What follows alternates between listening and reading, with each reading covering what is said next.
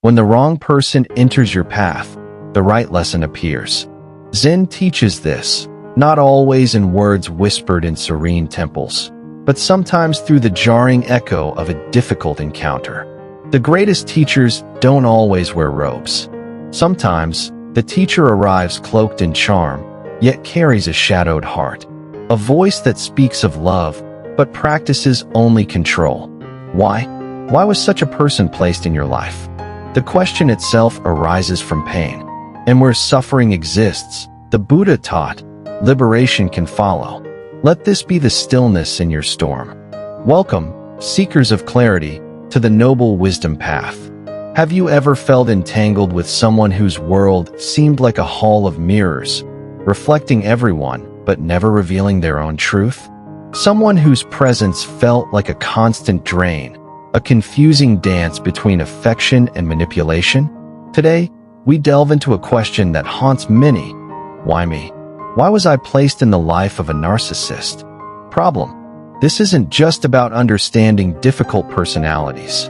It's about the deep, often shocking truth behind these painful connections, viewed through the compassionate and insightful lens of Zen and Buddhist philosophy. We often feel punished, lost, wondering what cosmic error led us into such suffering. The encounter leaves us questioning our worth, our judgment, our very reality. Agitate. The confusion, the emotional exhaustion, the feeling of being unseen and unheard. It's a heavy burden. We might replay conversations, analyze actions, desperately trying to make sense of the senseless, often blaming ourselves. This cycle of pain and self-doubt can feel endless, trapping us long after the relationship itself has ended. Solution/promise. But what if this encounter wasn't random cruelty? What if, as Buddhist teachings suggest, it was a profound, albeit painful, opportunity? An invitation to awaken? Today, we explore how these encounters, far from being punishments, can be powerful catalysts for self-discovery, healing deep-seated wounds, and achieving spiritual liberation.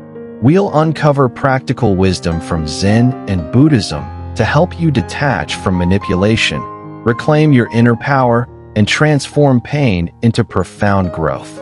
Stay with us as we unravel the shocking truth, not just about them, but about the incredible potential for awakening within you. Point 1. The narcissist as portal, not punishment. Let's begin with a radical reframing. The narcissist is not your punishment. They are your portal. Think back to the beginning of that entanglement. Often, something felt strangely familiar, almost faded. Not necessarily because love was genuinely present, but perhaps because an unacknowledged emptiness or an unhealed wound within you resonated with their ability to temporarily fill that void, even if through illusion. Buddhism teaches the principle of dependent origination, *paticca. All things arise in dependence upon conditions. What feels like random suffering is often a complex interplay of causes and conditions, including our own internal landscape. A narcissist's presence isn't a cosmic sentence for past wrongs. Instead, view it as an echo, a reflection of an inner script you might not even know you were carrying. Perhaps it's an unconscious agreement, written in the ink of unmet needs.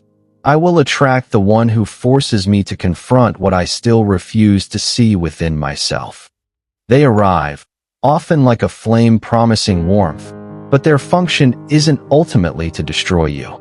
Their presence, paradoxically, serves to burn away the illusions you cling to, illusions about your worth being dependent on external validation, about love requiring self-abandonment, about needing another's approval to feel whole.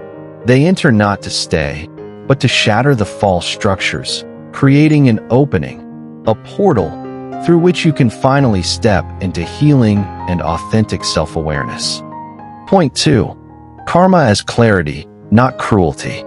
The concept of karma is often shrouded in misunderstanding, mistaken for cosmic punishment or inescapable fate.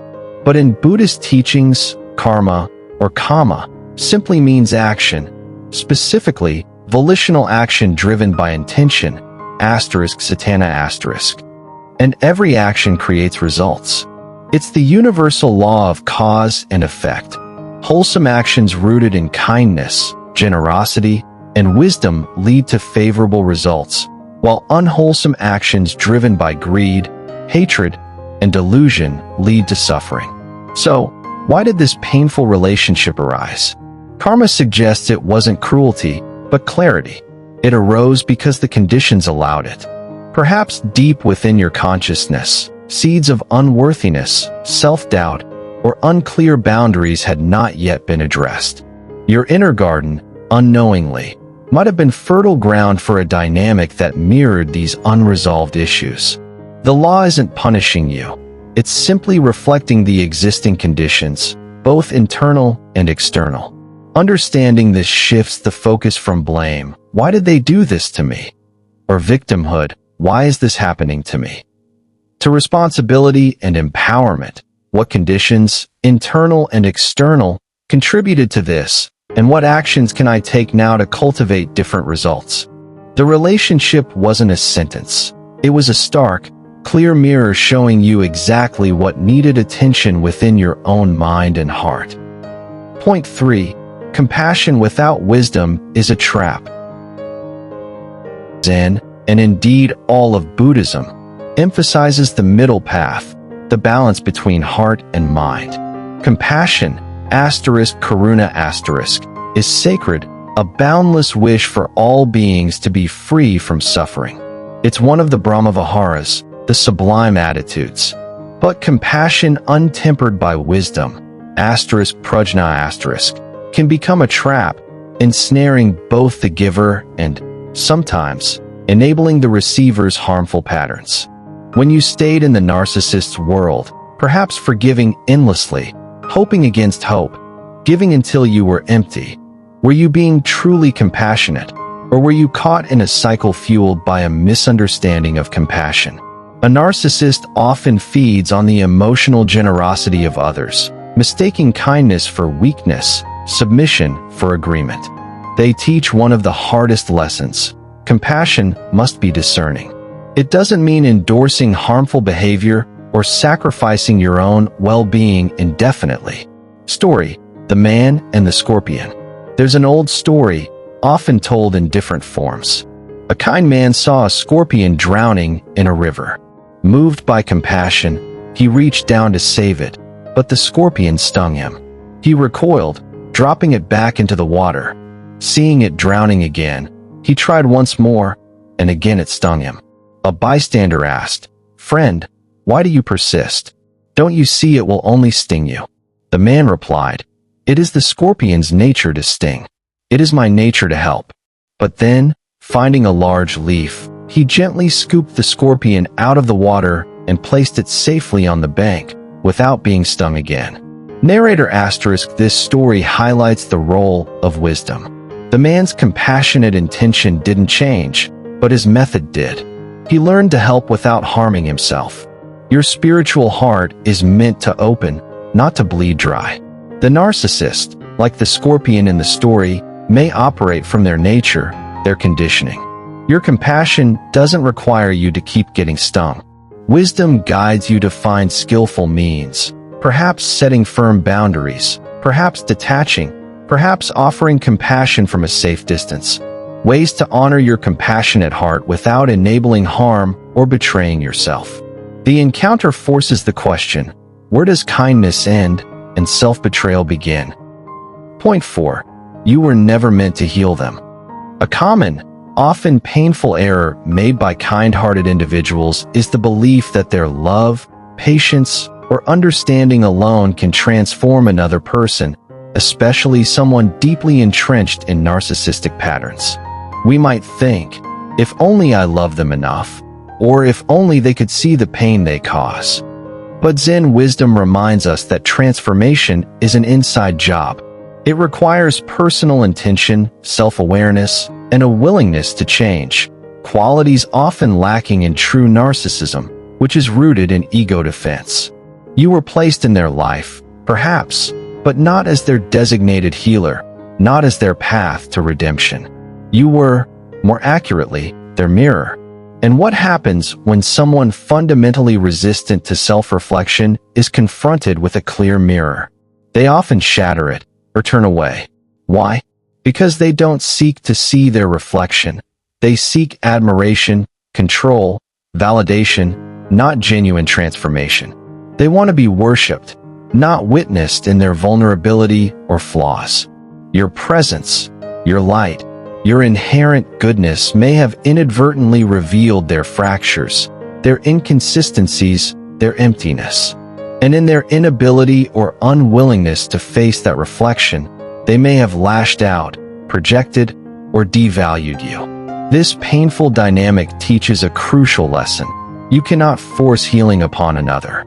Your responsibility lies not in fixing them, but in recognizing the limits of your influence and redirecting that healing energy toward yourself. Point 5. The narcissist as final exam before liberation. Before true liberation, the moody asterisk, can dawn, the final, most stubborn illusions must fall. Often, this core illusion isn't even about the narcissists themselves. It's about the deeply ingrained part of you that still believes your worth is conditional, dependent on being chosen, validated, or approved of by another. It's the subtle, persistent echo of, "I am not enough on my own." Buddhism teaches that suffering ceases not when external circumstances change perfectly to our liking, but when the mind transforms its relationship to those circumstances. The narcissist didn't truly chain you, though it felt that way. More accurately, you may have unknowingly handed them the key to your silence, your compliance, your self-worth, perhaps driven by a deeper fear, the fear of being alone, unseen, unchosen, abandoned. This fear can be a powerful motivator, keeping us locked in painful cycles long after our intuition screams for freedom. Therefore, the universe, or the intricate web of karma, may present this encounter not as your soulmate, but as your ultimate soul mirror. They arrive not to complete you, but to relentlessly expose the areas where you feel incomplete, where you still seek wholeness outside yourself. Facing this final exam involves recognizing that fear, acknowledging its power, and consciously choosing to reclaim the key. Liberation isn't about them changing. It's about you realizing you held the power to unlock your own cage all along. Point 6. Silence as the beginning of freedom. Zen masters often speak of the power found in stillness, in silence. When nothing is left to hold on to, no illusions, no false hopes, no need for external validation, the hands become free. You likely left the relationship not necessarily when you had suffered enough in some objective measure, but when you finally, truly saw the unchanging nature of the dynamic, when the illusions simply exhausted themselves against the bedrock of reality. In that moment of seeing, silence often becomes your most powerful tool, your sword of wisdom. You stop explaining, stop defending, stop justifying your existence or your feelings. You stop bleeding emotionally to prove you are alive or that you are hurt.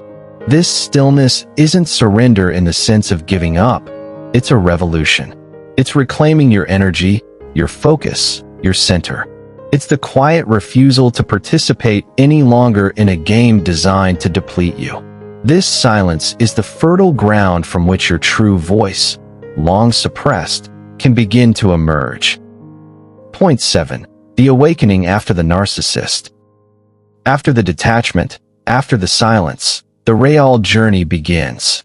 It's a journey not outward, seeking validation or understanding from others, but inward, reconnecting with yourself. You start seeing the world, and more importantly, yourself, without the distorting lens of their perspective or expectations. The constant internal question shifts from "what would they think?" or "how can I please them?" to the far more vital inquiry: what does my own soul whisper? What feels true and right for me?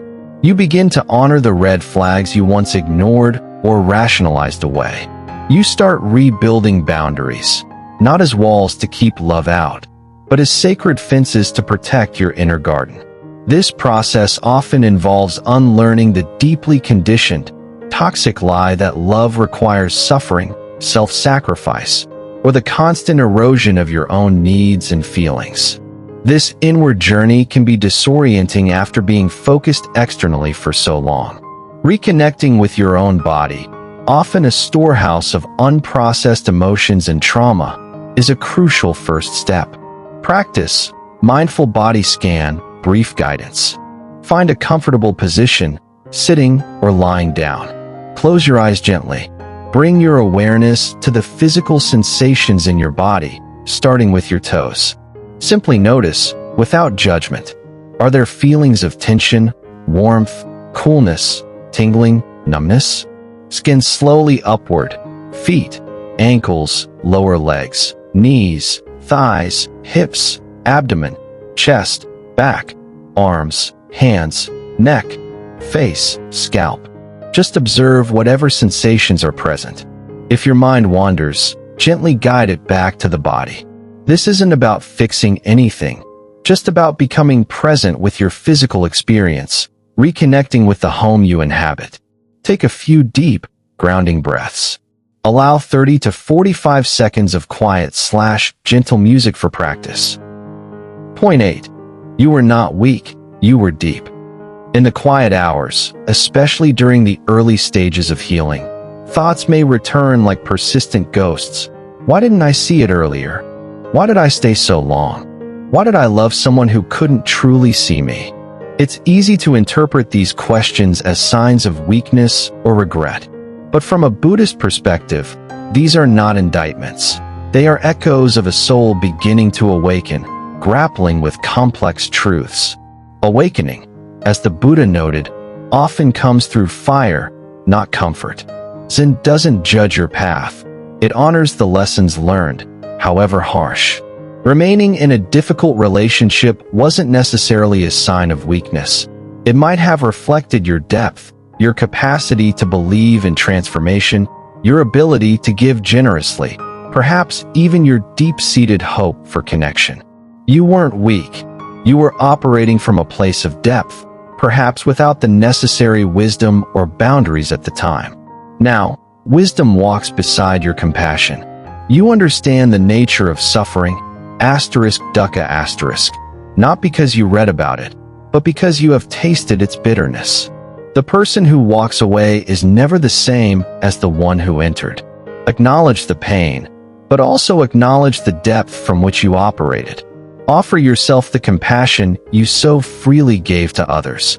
Practice self-compassion break, brief guidance. When difficult thoughts or feelings arise, try this simple practice adapted from Dr. Kristen Neff. First, acknowledge the suffering. This is a moment of suffering, or this hurts. Second, connect with common humanity. Suffering is a part of life. Others feel this way too. Third, offer yourself kindness. Place a hand gently over your heart or another soothing place. Say to yourself, "May I be kind to myself in this moment," or "May I give myself the compassion I need." Repeat as needed. It's a small anchor of kindness in the storm of difficult emotions. Point 9. Suffering as a gate to enlightenment. In Buddhist symbolism, the beautiful lotus flower, representing purity and enlightenment, only grows in muddy water. The mud isn't seen as something to be despised or avoided, but as the necessary condition for the lotus to bloom. Similarly, suffering, *dukkha*, while painful, is not an end in itself. It can be the very mud from which wisdom and liberation arise. Without the confusion, the gaslighting, the broken promises, the subtle manipulations experienced in the relationship with the narcissist, you might never have fully grasped the contrast. You might not have truly understood the preciousness of clarity, the vital importance of boundaries, the profound peace found in silence and self-trust. The darkness highlights the light. The mud nourishes the lotus. Enlightenment isn't some mystical gift bestowed from on high. It is the deep understanding of truth, often forged in the fires of adversity. The deepest truth you now carry, earned through painful experience, might be this: no one can dim your light unless you hand them the switch. And through this ordeal, you have begun the process of reclaiming that switch. Point 10. The power of walking away without hatred. Zen teaches release, not revenge. Letting go of the narcissist, physically or emotionally, is not the end of the chapter. It is the end of clinging to an illusion. But what truly liberates you isn't just the act of leaving. It's the internal state you cultivate afterward. Specifically, it's the absence of hatred or resentment. Hatred, like obsessive attachment, binds you just as tightly. It keeps the connection alive, albeit negatively, draining your precious energy, keeping you tethered to the past. True freedom comes when you no longer carry bitterness. Not necessarily because they deserve forgiveness, that's a separate, complex topic, but because you deserve peace. The storm inside calms. The obsessive need to be understood by them, for them to acknowledge the pain they caused, simply dissolves. You no longer need their validation to know your worth. You see it yourself. Story: 2 monks and the river. 2 Zen monks were traveling together. They came to a river where a beautiful young woman was waiting, hesitant to cross. The older monk, without a word, lifted her onto his back, carried her across the river, and set her down gently on the other side. The younger monk was aghast, as their monastic rules forbade touching women. He fumed silently for hours. Finally, unable to bear it any longer, he burst out, "How could you do that? You know we are forbidden to touch women." The older monk looked at him calmly and replied, "I put the woman down by the river hours ago. Are you still carrying her?" Narrator * walking away in peace, letting go of the mental burden of resentment and blame, is the final act of mastery in this difficult lesson. It's putting down the weight you've been carrying long after the initial event. Point 11. What the narcissist taught your soul. It sounds paradoxical, even jarring, but ironically, the person who may have caused you the most profound pain might also have gifted you the most valuable lessons for your soul's journey. They didn't teach through kindness, but through contrast. They taught you, perhaps more effectively than any gentle teacher could, that boundaries are not selfish, but sacred. That love without respect is an illusion, a lie. That empathy, when poured into a vessel that weaponizes it, becomes depleted, not shared. They taught you that your quiet presence, your authentic self, is more powerful than any desperate performance for approval. That silence can indeed teach louder than shouting. You see now, with clarity born from experience, that your role was never to fix them. Your role was to become unfixable by them, to grow beyond the reach of their manipulation, to rise above the illusion, to reclaim your sovereignty. This difficult teacher forced you to learn discernment, resilience, and the unwavering importance of self-love. Practice gratitude journaling, brief guidance. Take a moment each day, perhaps in the morning or evening, to write down 3 things you are genuinely grateful for. They don't have to be monumental. Perhaps it's the warmth of the sun, a kind word from a stranger, your own resilience, or a simple moment of peace. Focusing on gratitude, even amidst challenges, helps shift the mind from lack to appreciation, nurturing inner well-being. Point 12. You are not broken, you are reconstructed. The path through narcissistic suffering is rarely just about survival. It's often a profound, albeit arduous, process of rebirth and reconstruction. What felt like a breakdown, a shattering, was perhaps more accurately a clearing away of the old, the false, the unsustainable. The you who emerges from this fire is someone you might not have met before, stronger, wiser, more discerning. You are a soul who now trusts intuition more than deceptive charm. A heart that intimately knows the difference between authentic love and conditional need. A mind that no longer chases external validation but cultivates inner stillness. You don't need closure from them. Your healing, your reclaiming of self, is the closure. You don't need to speak of revenge. Your peace, your quiet radiance, speaks volumes louder than any angry word ever could. You are not broken pieces. You are a mosaic, reconstructed with the gold of wisdom earned through pain. So, why were you placed in a narcissist's life? The shocking truth, illuminated by Buddhist wisdom, isn't truly about them. It's about you. It's about the unhealed wounds they mirrored, the illusions they shattered, and the incredible strength and wisdom you were forced to uncover within yourself. It wasn't punishment. It was a fierce, demanding catalyst for awakening. They showed you false love to guide you toward true self-love. They offered chaos to make your peace more precious. They manipulated to sharpen your discernment. You thought they came to ruin your life, but perhaps they came to awaken it. The one who triggers your deepest wound is often the one who shows you where your true power sleeps. Let them go. Bow to the lesson. Then walk forward, lighter, wiser, whole. Thank you for walking this path of understanding with us on the noble wisdom path. What lessons have emerged from your own challenging encounters? Share your reflections in the comments below. If this perspective resonated, please give this video a thumbs up and consider subscribing and hitting the notification bell for more explorations into mindful living and spiritual growth. Remember, your journey matters. Find peace within. See you next time on the Noble Wisdom Path.